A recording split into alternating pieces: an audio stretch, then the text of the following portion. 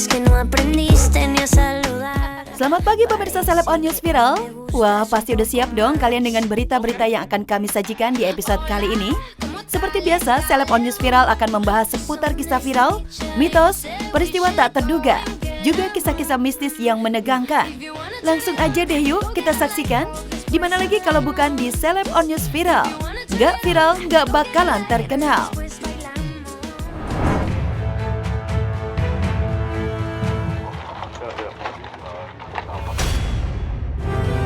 Akhir pelarian dalang penembakan istri sendiri.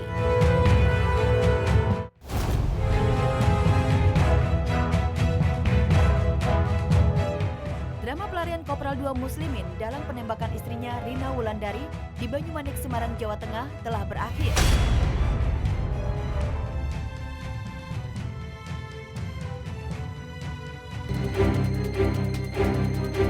Kopda Muslimin ditemukan meninggal di rumah orang tuanya di Kelurahan Trompo, Kendal, Jawa Tengah, Kamis pagi kemarin.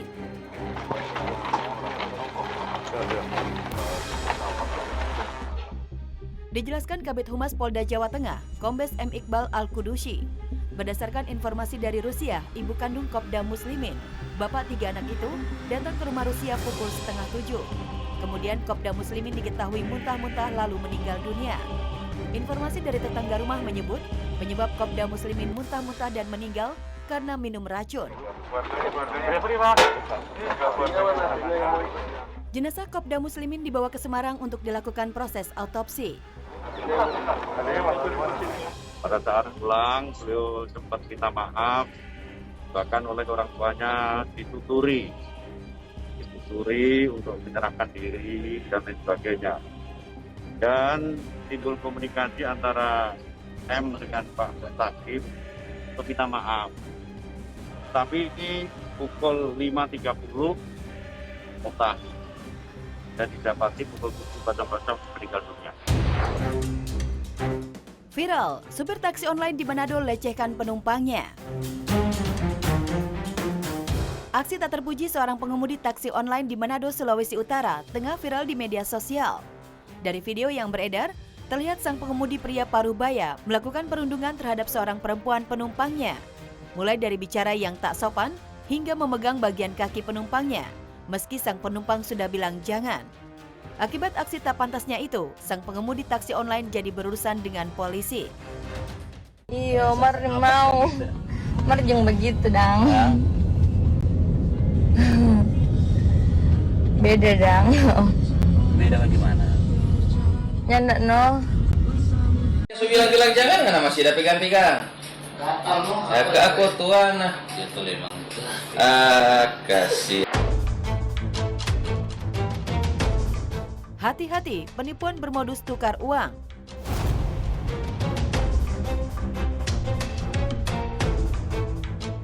Seorang pria terekam kamera CCTV melakukan penipuan dengan modus baru di kawasan Condet, Jakarta Timur. Pria berkopiah dan bermasker itu minta tukar uang recehan sekantung plastik miliknya yang dikatakan sebanyak Rp600.000 kepada pemilik toko kelontong. Untuk meyakinkan korbannya agar tidak menghitung uang yang akan dia tukar, pria yang mengaku bernama Doni itu minta korbannya mencatat nomor telepon pelaku. Hingga akhirnya sang korban pun mau mengikuti permintaan pelaku. Gimana bang, dihitung dulu apa gimana? Nomor saya aja catat. Hah? Nomor saya aja catat. Ini mah nggak bisa tuin bang. Habis Hitung dulu paling bang. Habis baca celengan, Ya. kayak di saksi gabrukit gitu sama istri. Pokoknya nggak ada 100-an 200-an saya jamin. Gitu. Nomor saya aja catat, Kalau nggak 300 dulu mau nggak? Bang. Udah gantung aja 100 dah, 500 dulu dah. Biar enak, sama enak. Kalau ada apa-apa saya kemari ya, kurangannya. Ini ngopi dulu ya bang? Ya, ya kurangannya ya. Siap. Bayarnya mana bang? Hah? Bayarnya? Saya kabarin. Ya. 08 12 12 188 288 79 79 148. 08 12 188 79 148. Doni ya?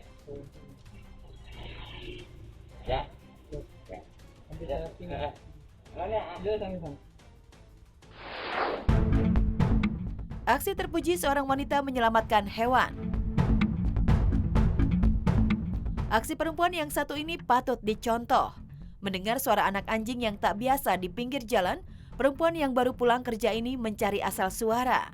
Setelah mendekat dan mengorek tanah, ia pun mendapati seekor anak anjing yang tertimbun tanah, lalu mengevakuasi ke sebuah rumah. Wah, terima kasih ya, Mbak yang baik. Kasihan.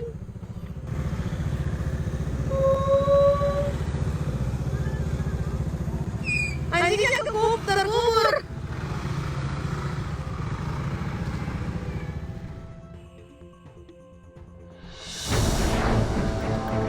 Kepasrahan ibu ikuti gengsi putrinya. Di tengah hajatan pernikahan putrinya, ibu ini tiba-tiba naik ke atas panggung dan melontarkan pengakuan yang mengejutkan. Si ibu mengatakan mengundang grup musik Dian Enik di acara hajatan yang ia helat merupakan kemauan dan nurutin gengsi anaknya. Padahal dia bukanlah orang kaya dan tidak mampu membayar tarif grup musik yang tampil menghibur di acara resepsi pernikahan sang anak. Duh, mirisnya hanya demi gengsi. Saya nanggap Dian Enik bukan orang kaya ya. Iya, Bu. Karena selera anak saya tinggi. Iya. Nggak kuat-kuat diangkat. Duh, jadi apa boleh buat? Orang tua tinggal ngerestui. Jadi saya mau nyumbang lagi.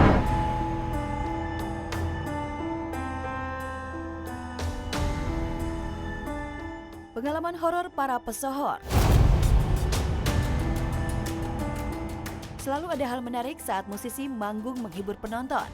Namun tak sedikit cerita mistis yang dialami para pesohor selebriti saat menghibur. Dan inilah pengalaman horor para pesohor yang sulit terlupakan, bahkan selalu menghantui hari-hari selebriti.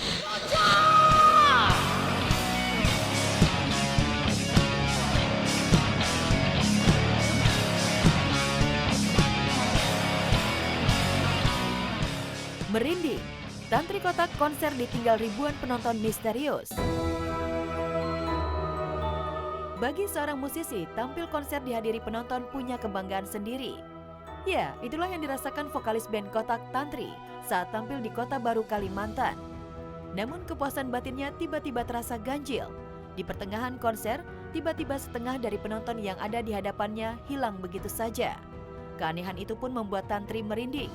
Ternyata konsernya di Kalimantan saat itu dihadiri ribuan penonton misterius dari alam lain.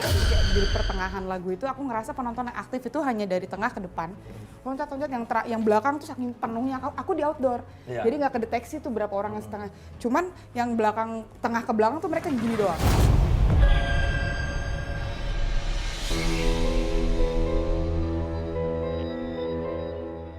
Ada bisikan gaib, Ari Lasso sering ngamuk sambil tertidur.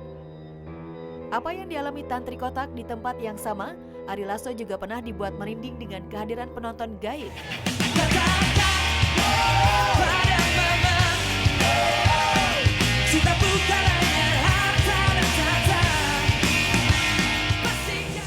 Dan siapa sangka, mantan vokalis Dewa 19 itu juga punya segudang pengalaman mistis. Selain pernah digerayangi makhluk astral kuntilanak.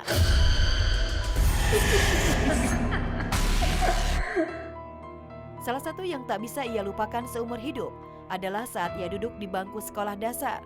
Seolah ada bisikan gaib, Ari Lasso kerap ngelindur jalan sendiri tengah malam. Tak hanya itu, Ari Lasso kerap ngamuk tanpa sadar. Gue dari kecil itu sangat sering sekali tidur berjalan, sleepwalking. Itu gue banting-banting piring gitu. Yang bener, itu kok serem Atau banget seriwing-seriwing gue denger, Ari lagi kumat, ayo. Terus gue dipegang, dibalikin ke tempat tidur. Ayu Ting Ting diganggu setan saat syuting. 15 tahun meniti karir sebagai pedangdut, gemintang karir Ayu Ting Ting penuh liku. Selain harus mengawali karir dari panggung hajatan di kampung, perjalanan Ayu juga diwarnai hal-hal mistis. Kesana kemari membawa alamat. Lagu Alamat Palsu yang membuatnya melejit pada tahun 2011 lalu, ternyata penuh cerita mistis. Bagaimana tidak, saat syuting video klipnya di sebuah villa di kawasan Puncak, Ayu Ting Ting yang kebetulan didampingi kedua orang tuanya diganggu makhluk halus. Mulai dari Ayu jalan sendiri hingga penampakan makhluk menyeramkan yang muncul di jendela. Di sini ada kejadian apa nih? Setan, ada setannya. Aku jalan sendiri. Sepatu gue jalan sendiri. Ayang lihat apa? Perempuan di kaca kan ada orang, jadi kita pas itu hordingnya dia lewat sekeledap dia lagi libasin rambut kayak sini.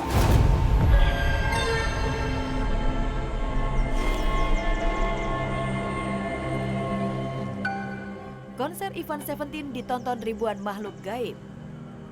Memiliki penggemar tak terhitung, lumrah rasanya jika konser Seventeen selalu dijejali ribuan penonton. Stadion, lapangan terbuka, atau arena olahraga selalu penuh ketika Ivan dan bandnya naik panggung. Namun ada hal yang tak biasa terjadi dialami Ivan Seventeen saat tampil menghibur di sebuah konser di salah satu kota yang ia rahasiakan namanya. Ia benar-benar dikejutkan dengan lautan penonton konser yang tiba-tiba menghilang begitu konser selesai.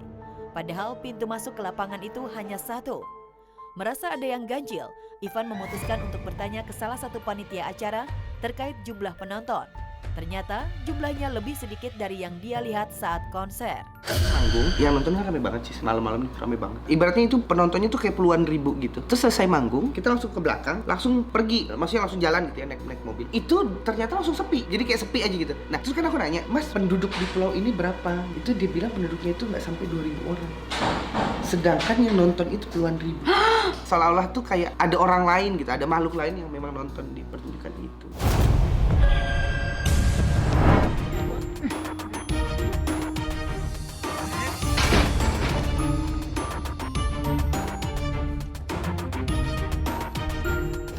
Salah sedikit beda cerita.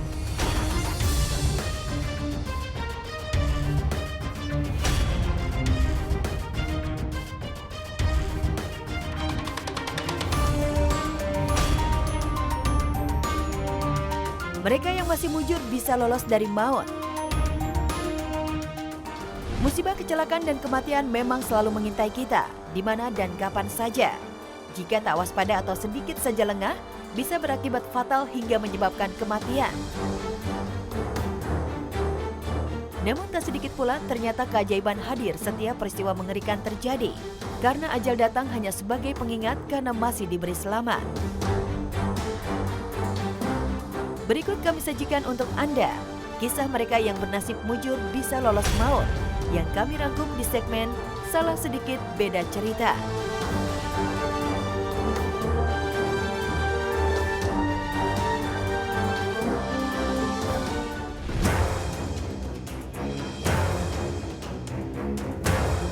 Singa mengamuk pelatih hewan buas remuk. Menjalani profesi pelatih hewan buas sekilas terlihat mengasihkan, tapi ternyata pekerjaan ini sungguh penuh resiko, nyawa taruhannya. Seperti yang terjadi dengan pelatih hewan buas di Las Vegas, Amerika Serikat.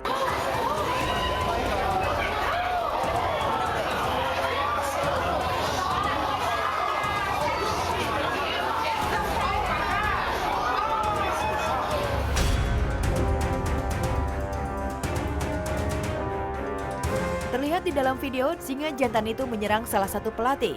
Pergulatan pun terjadi sebelum akhirnya bisa diselamatkan dari amukan singa oleh rekannya.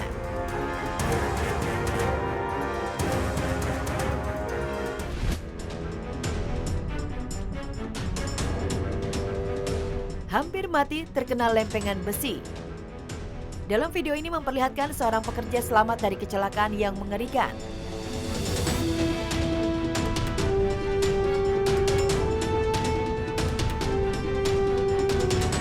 Saat sedang mengecek lempengan besi yang telah dipotong, si karyawan hampir saja terkena lempengan besi yang tiba-tiba terlepas dari ikatannya. Beruntung dengan hitungan kejapan mata, ia berhasil mundur ke belakang. Nasib mujur pun masih menaungi. Ia bersama temannya bisa selamat. Sedikit saja lambat bergerak, si karyawan dan satu temannya itu bisa saja tinggal nama.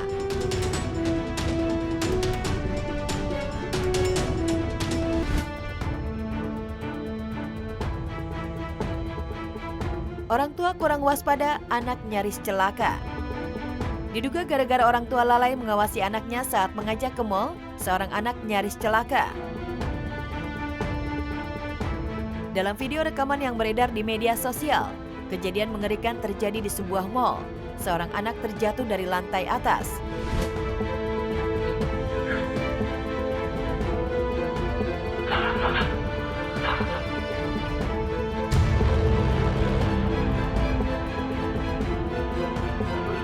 Dari rekaman video ini kita petik hikmah agar orang tua selalu awas dan waspada jika mengajak anak ke pusat belanja.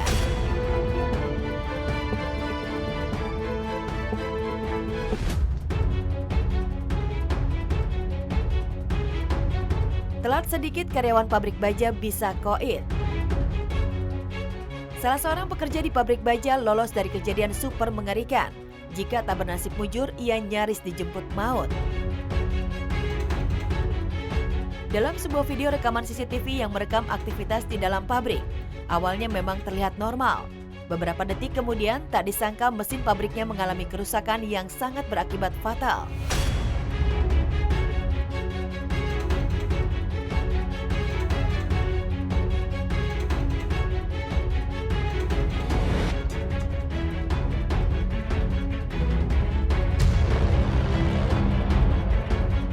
Beruntung si karyawan yang tadi jalan di dekat mesin sudah menjauh.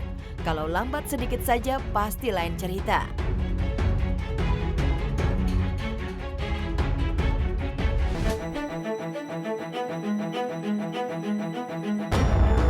Lolos dari kematian saat alami tabrakan. Tak ada sesuatu kejadian yang kebetulan, semuanya sudah ditentukan. Ya, peristiwa kecelakaan yang terekam CCTV di kota Castro, Paraná ini sungguh mengerikan.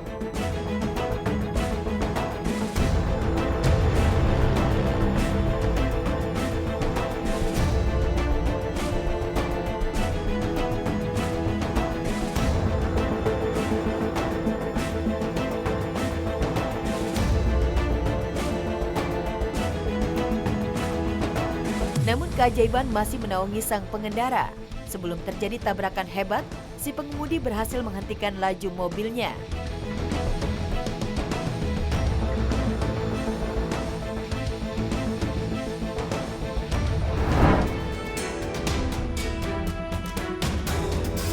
Atlet meninggal saat berlatih dan bertanding.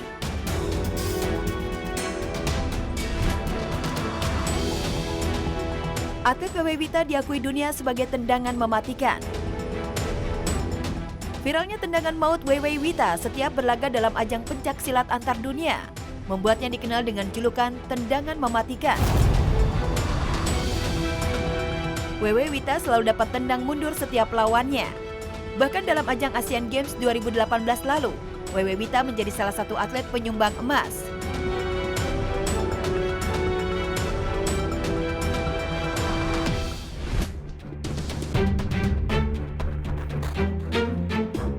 Tapi tahukah Anda, di balik kesuksesan WW Wita di atas panggung pertandingan, rupanya ada beberapa atlet Indonesia maupun mancanegara yang gagal dalam bertanding.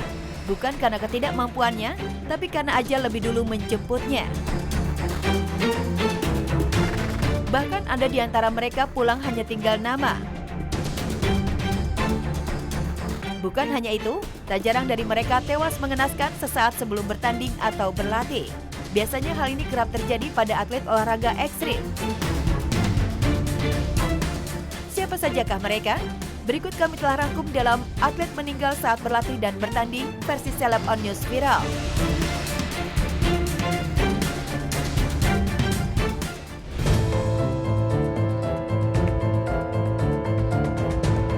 Simiso Buthelezi, cedera otak di ring tinju. Jumat 5 Juni 2022 silam menjadi tragedi buat petinju Simiso Buthelezi, petinju kelas ringan asal Afrika Selatan. Di pertandingan yang digelar di Durban itu, Simiso sebenarnya terlihat cukup perkasa di atas ring. Bahkan di ronde ke-10, Simiso bisa membuat lawannya, Sipe Sile Mentungwa, terjungkal di sudut ring.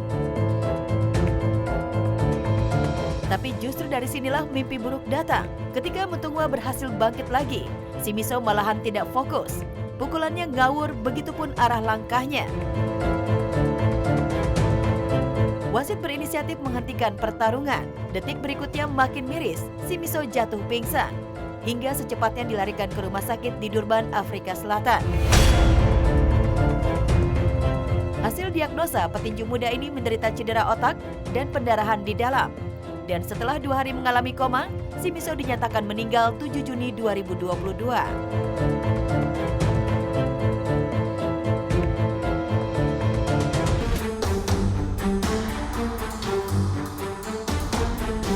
Petinju Heru Tito cedera kepala. Hampir serupa seperti yang dialami petinju Shimizu Buthelezi. Heru Tito, petinju asal Indonesia, juga kalah di ronde ke-7 dari lawannya James Mokoginta yang digelar di Holy Wings Club SCBD, Jakarta 27 Februari lalu. Atlet yang memiliki nama asli Heru Purwanto itu akhirnya meninggal dunia setelah sempat menjalani perawatan selama 5 hari di Rumah Sakit Mitra Jakarta. Petinju asal Malang itu sempat mengalami kritis dan harus menggunakan alat bantu ventilator selama 5 hari. Heru Tito meninggal akibat pembengkakan otak.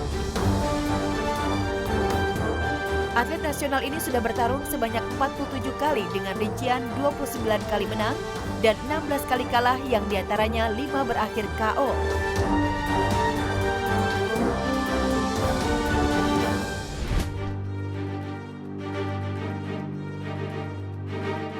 Markis Kido meninggal saat bermain bulu tangkis. Atlet bulu tangkis Markis Kido asal Jakarta, 36 tahun itu, meninggal dunia saat tengah bermain di Gor Petrolin Alam Sutra, Tangerang, 14 Juni 2021 silam.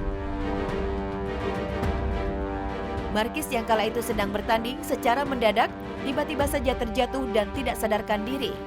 Meskipun langsung dibawa ke rumah sakit terdekat, rupanya para medis menyatakan jika Markis sudah meninggal dunia dalam perjalanan. Kolaps yang dialami Markis itu pun diduga karena terkena serangan jantung. Semasa hidupnya, Markis Kido merupakan atlet kebanggaan Indonesia. Dirinya telah menyumbang sedikitnya 7 medali emas. Bukan hanya itu, Markis juga sempat memenangkan kejuaraan dunia 2007, Olimpiade Beijing 2008, dan SEA Games.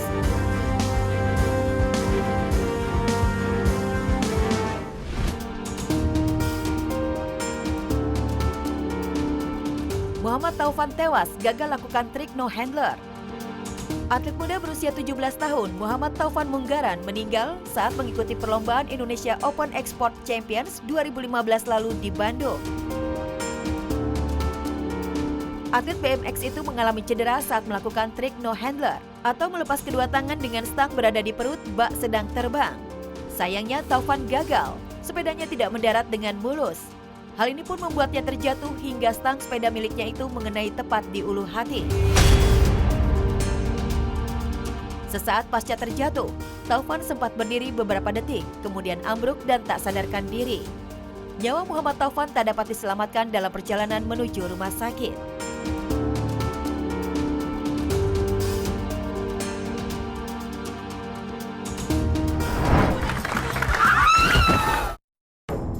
Mitos larangan pernikahan.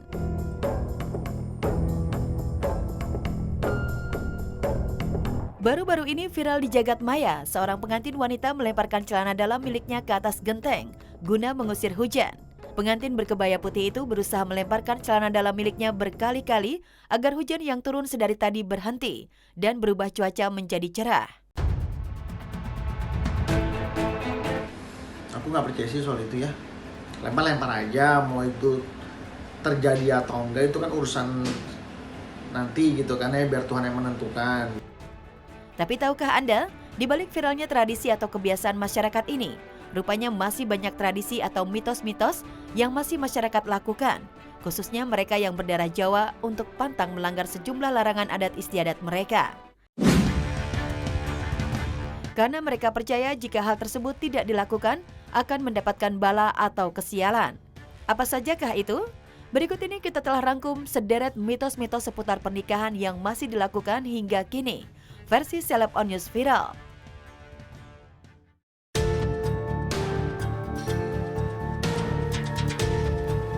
Perhitungan weton atau tanggal baik. Weton atau kalender Jawa akhir-akhir ini menjadi familiar karena adat istiadat Jawa ini bertujuan untuk menentukan perhitungan hari baik atau kecocokan pasangan dalam pernikahan. Perhitungan weton ini dilihat dari hari, waktu atau jam, tanggal serta tahun kelahiran seseorang yang diperuntukkan ramalan tertentu. Dengan perhitungan weton inilah mereka akan mengetahui tingkat kecocokan pasangan tersebut saat membina rumah tangga. Apakah nantinya akan langgeng atau tidaknya, serta meramalkan bagaimana rezeki selama mereka melangsungkan pernikahan itu. Umumnya, mereka yang masih mempercayainya akan mengurungkan atau membatalkan pernikahan jika weton mereka mengisyaratkan tidak ketemu kecocokannya.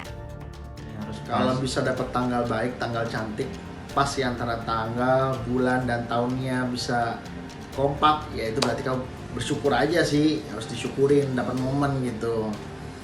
Tapi kalau misalnya nggak dapat juga, itu juga nggak jaminan kok. Pernikahannya juga bebas dari masalah.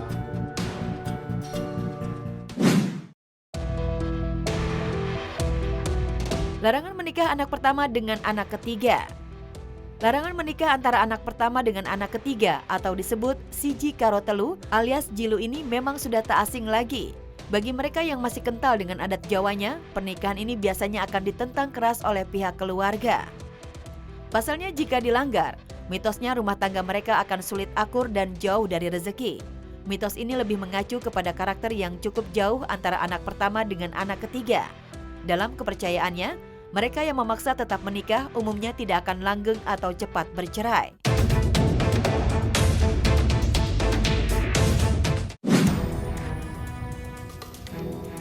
Larangan menikah anak pertama dengan anak pertama.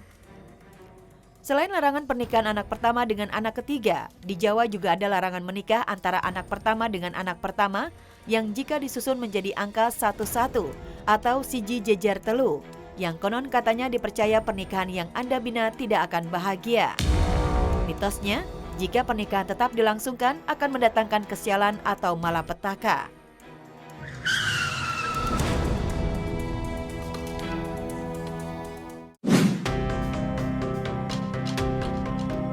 Larangan menikah dengan rumah berseberangan atau berhadapan. Larangan lainnya ialah menikah dengan tetangga yang rumahnya berhadapan atau berseberangan, alias 5 langkah dari rumah. Ya, dalam adat Jawa mereka percaya jika menikah dengan tetangga atau rumahnya yang berseberangan akan mengalami kekurangan dan hidupnya tidak akan bahagia. Oleh karena itu, mereka yang masih percaya umumnya akan memikirkan kembali apakah mereka tetap menikah atau tidak. Rumah pasangan dekat dengan rumah ipar. Dan satu lagi mitos yang harus diperhatikan ialah rumah pasangan yang dekat dengan rumah ipar. Percaya atau tidak percaya, mitos ini akan berakibat sangat fatal jika dilanggar. Ya, konon katanya salah satu orang tua kalian akan meninggal dunia. Itulah sederet mitos larangan pernikahan dalam adat Jawa. Untuk mempercayai atau tidaknya, kami serahkan pada Anda. Namun apapun itu, sebaiknya kita selalu panjatkan dan minta perlindungan oleh Allah Subhanahu wa Ta'ala agar selalu terhindar dari mara bahaya.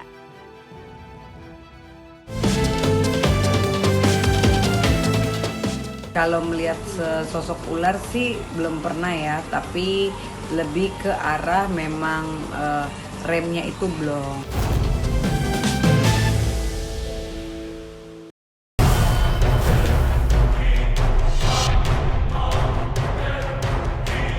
Misteri Malam Satu Suro.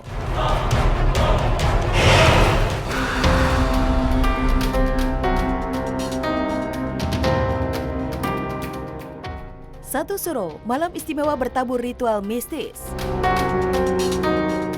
Dalam penanggalan kalender Jawa, Jumat malam nanti menjadi malam Satu Suro atau malam tahun baru. Bagi sebagian masyarakat Jawa tradisional, malam Satu Suro dipercaya sebagai malam keramat dengan aroma mistis yang sangat kental. Karena itulah, pada malam Satu Suro juga rutin digelar ritual dan tradisi yang sakral. Apa saja ritual yang dilakukan di malam Satu Suro? Melakukan ritual-ritual khusus pada saat malam Satu Suro dengan harapan energi mereka akan lebih besar atau bisa dibilang lebih sakti gitu. Karena memang sebagian orang yang gue pernah dengar menganggap malam Satu Suro itu adalah malam di mana pintu atau sekat antara dunia astral atau dunia gaib dengan dunia nyata ini dibuka selebar-lebarnya. Jadi energi dari makhluk astral ini masuk ke dunia kita itu dengan energi yang sangat besar.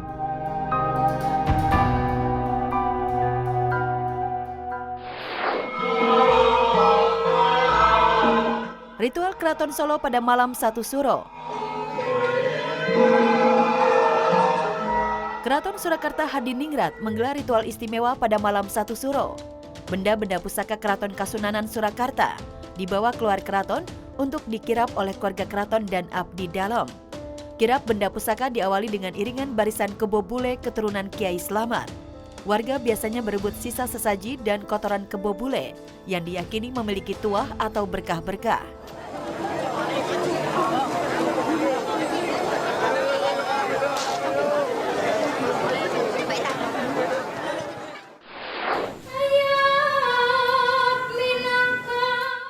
Ritual 1 Suro ala Keraton Yogyakarta.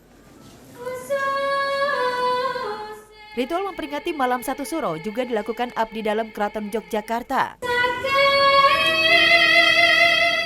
Mereka melakukan tapa bisu mubeng beteng, yakni berjalan kaki mengelilingi benteng Keraton Yogyakarta pada malam hari tanpa bicara. Tujuannya untuk membuang hal-hal buruk atau ngiwake. Ritual lainnya yang dilakukan Keraton Yogyakarta di malam 1 Suro, yakni upacara jamasan pusaka. Benda-benda pusaka peninggalan Kesultanan Yogyakarta dibersihkan agar minyak dan kotoran-kotoran yang menempel pada pusaka selama 1 tahun lalu larut atau hilang.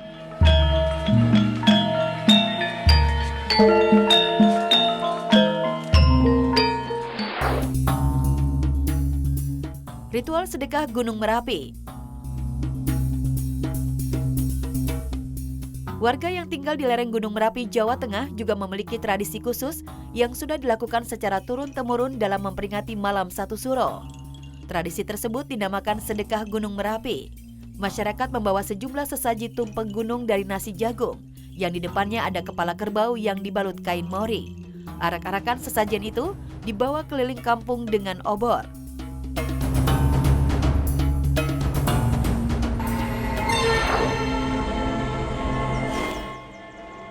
Malam 1 Suro hari rayanya makhluk astral. Sementara itu bagi masyarakat Jawa yang meyakini hal mistis, malam 1 Suro dipercaya sebagai hari rayanya makhluk tak kasat mata. Ya, pada malam 1 Suro, para makhluk tak kasat mata memasuki dimensi manusia dengan melakukan penampakan dan gangguan kepada manusia. Kalau saya ingat malam 1 Suro tuh kayak di film itu jangan keluar rumah lah, atau terusnya jangan sumpah serapah yang gimana gitu buat di film-film. Ya nongolnya itu almarhum Susana kan. Gue percaya aja. Tapi mungkin yang mendalami ilmu mistis bisa jadi kan biasanya di malam-malam yang keramat kayak gitu kan melakukan meditasi lah atau bertapa, kita nggak ada yang tahu. Karena itulah ada yang melakukan semedi atau bertapa di tempat sakral. Dan ada juga yang mencuci benda-benda kuno dan bertuah koleksinya agar pusakanya tidak pudar.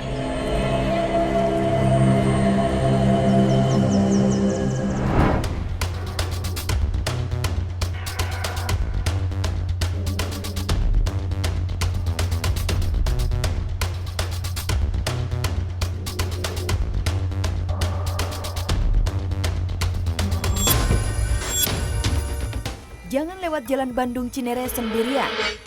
Bagi masyarakat Depok dan sekitarnya, Jalan Bandung Cinere bukanlah jalan yang ramah bagi setiap orang yang melintas. Bukan karena tikungan dan turunan atau kondisi kanan kiri jalan yang masih rimbun dengan pohon. Melainkan, ada sesuatu yang selalu menunggu.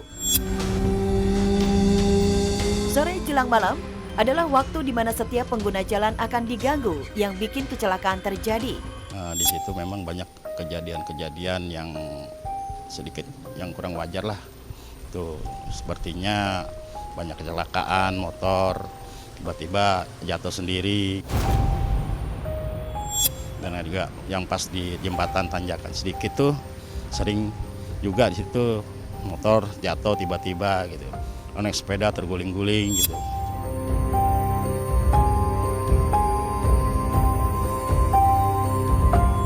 ya kalau bisa diklakson, itu lepas turunan itu aja. Di situ aja sih yang penting. Jangan lengah, jangan bengong gitu.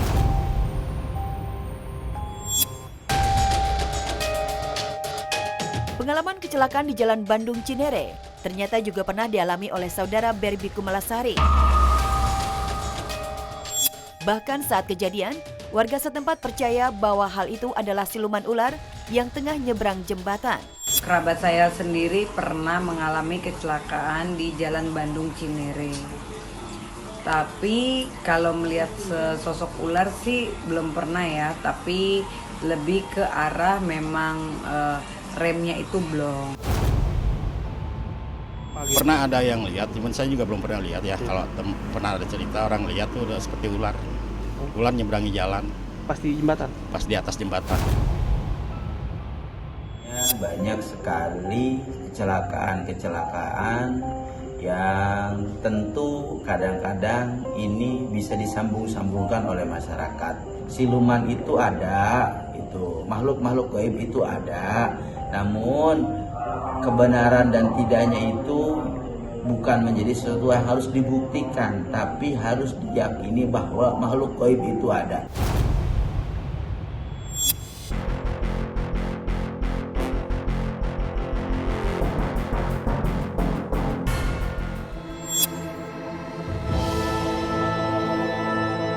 Tak hanya soal kecelakaan dan siluman ular, tapi juga soal berkumpulnya roh dari mayat korban Petrus alias penembak misterius.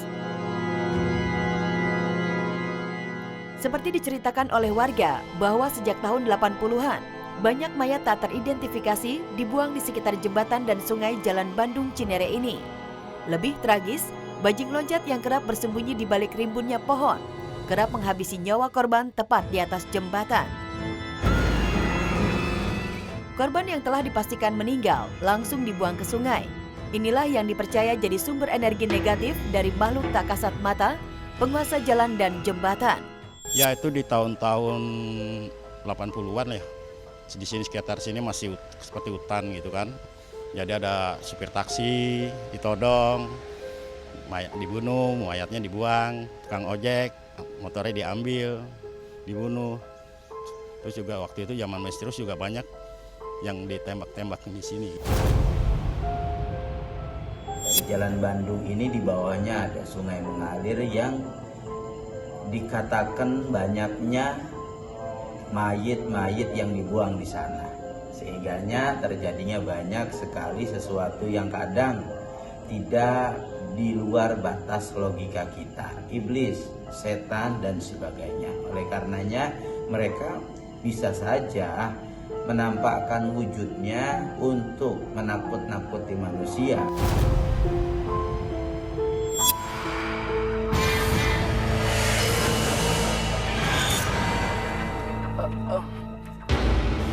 Maaf, aku tidak bermaksud mengganggu. Aku tahu. Kelihatannya kamu terluka.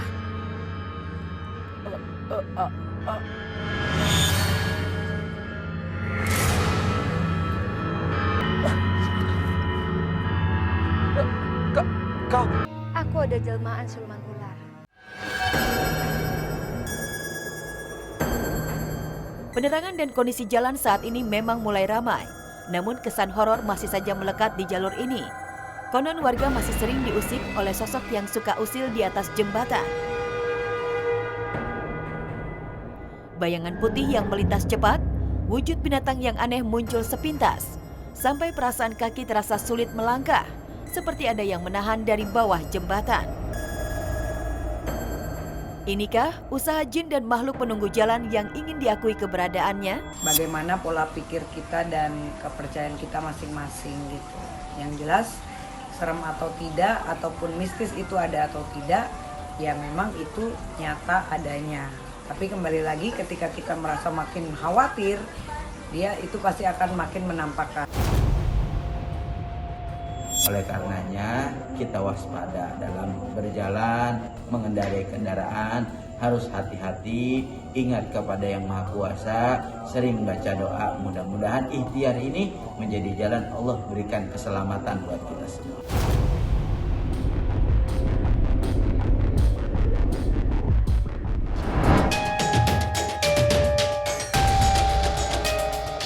Rawat benda pusaka gara-gara teror gaib.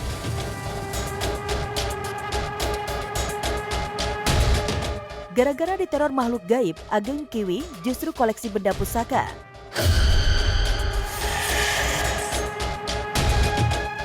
Sulit dipercaya, namun berbagai wujud makhluk pernah mengganggu hidup seniman asal Cilacap ini. Semula ia tak peduli, sampai seorang kerabat membantu mencoba membuka mata batin Ageng. Dan sejak itulah ia dipercaya untuk memiliki benda-benda pusaka. Yang lebih 2010-an itu saya sudah sering diteror. Diteror dengan makhluk gaib.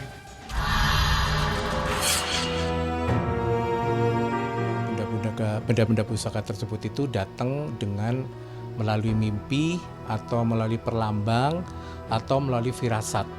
Ada ular datang gede banget, datang gitu ke kamar aku gitu kan. Kadang berwujud antara bapak ibu aku yang datang kayak gitu. Nanti berwujud perempuan cantik banget kayak gitu. Terus itu saya digoda-goda terus. Dapat kepercayaan merawat benda pusaka bukanlah hal mudah. Sebab masing-masing benda pusaka yang kini ia miliki katanya punya kekuatan magis alias khodam. Benarkah? Semuanya itu ada khodamnya di dalam situ. Jadi bukan benda pusaka asal hanya pegang ini benda pusaka. Nggak kayak gitu, ada khodamnya.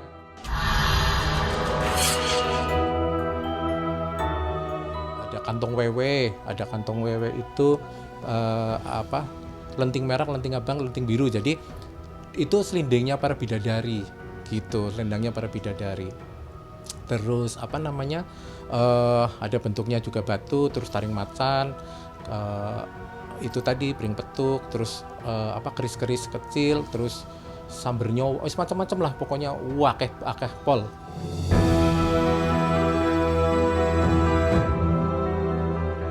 Ini teman Son, ini ruangan pusaka saya. Semuanya itu saya simpan di lemari sini. Jadi misalkan contohnya ya, ini warna merah memang permintaan dari para leluhurku, warna merah, terus bantal putih kayak gitu juga permintaan. Dan itu kuda lumping itu juga mereka semua ada isinya, termasuk pecut-pecut itu tuh semua ada isinya. Ini Korowelang, jadi Kiai Korowelang. Ini Kiai Korowelang, di sini juga ada.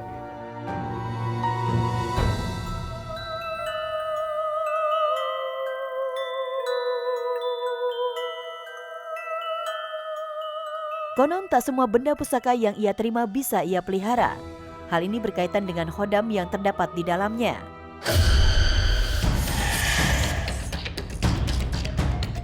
Ageng menyebutkan bahwa khodam masing-masing benda pusaka tak melulu memberi manfaat baik, tapi bisa juga membawa petaka. Ada pusaka-pusaka yang memang itu ditempatin oleh para bangsa setan. Jadi mereka kadang-kadang meminta banten tuh minta tumbal, karena yang dia makan misalkan darah kayak gitu. Bukan kita menakut-nakuti, namanya juga bisikan ya, maksudnya ya kita suruh sebagai manusia itu harus lebih hati-hati, harus lebih waspada, harus lebih mendekatkan diri kepada Allah sama pencipta gitu, nggak boleh sombong, nggak boleh angkuh. Itu sih setahu aku tuh benda tersebut itu kalau memiliki sesuatu yang isi itu namanya khodam. Ya mungkin kalau memang itu cocok sama pemiliknya ya nggak apa-apa ya, tapi kalau tidak cocok ya sebaiknya jangan.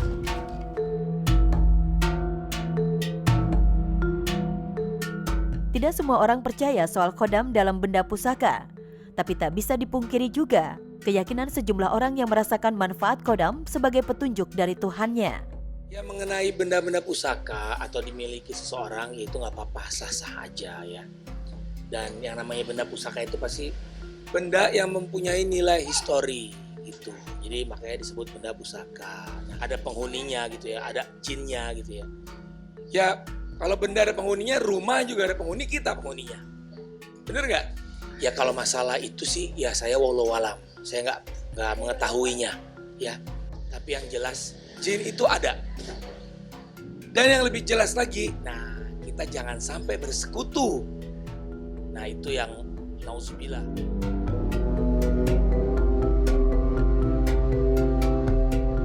Memelihara benda pusaka hingga kemudian percaya pada kekuatan di dalamnya memang perlu diluruskan. Bagaimanapun sejarah hingga tradisi turun-temurun punya peran penting.